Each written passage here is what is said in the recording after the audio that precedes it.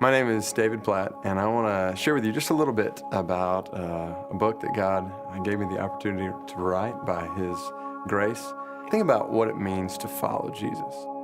Put yourself in the shoes of a first century follower in a crowd that is following after Jesus, and all of a sudden He turns around and He says to you, if you're going to come after me, you need to deny yourself, take up your cross, an instrument of torture, and follow me. He says things like, if you're going to come after me, you need to hate your mother and father, wife and children, brother and sister. He says things like, anyone who comes after me must give up everything he has.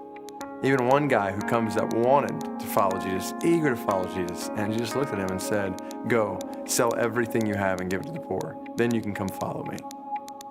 And we put ourselves in the shoes of these first century people, and we start to think, well, how do we respond? Would we really follow after Jesus? And this is where we come face to face with the frightening reality. And that reality is that in the 21st century, Jesus says the exact same things to us. He tells us that to follow Him means giving Him our affection and our love in a way that makes our closest relationships in this world look like hate in comparison. And He does tell us to give up everything we have to follow Him. It is possible that He could say in any single one of our lives, sell everything you have and give it to the poor.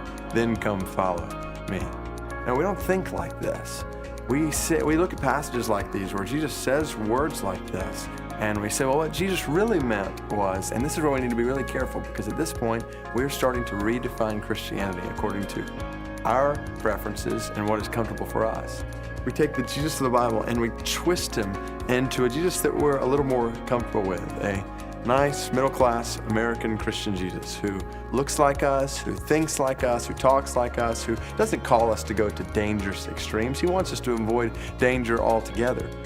And we take the Jesus of the Bible and He begins to look a lot like us. And the danger here is that when Jesus is being twisted into our image, when we gather together as Christians in our churches and we sing and we lift up our hands to Jesus, the reality is we're not actually worshiping the Jesus of the Bible.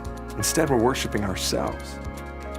And so, the point of this book is to dive into who Jesus really is in Scripture and what the gospel really is. To think about what it means to follow after Him in a world where so many are without Christ, in a world where so many are starving without basic needs.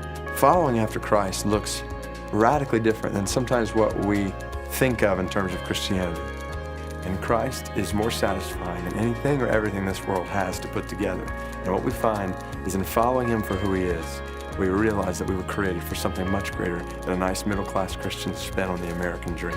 Our lives were created to count for His glory among all peoples, and this is where life is truly found.